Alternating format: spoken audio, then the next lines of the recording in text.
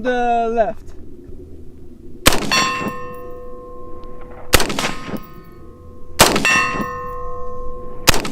Woo!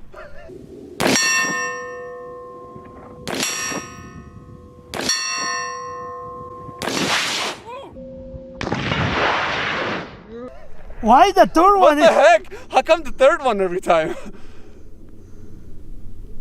Interesting. Maybe you hit the same. There's no way I hit There's the same no way, wall. yeah, but why Okay, the let's third dump one? this into the frozen lake. Or maybe every have a crack or something. I don't know.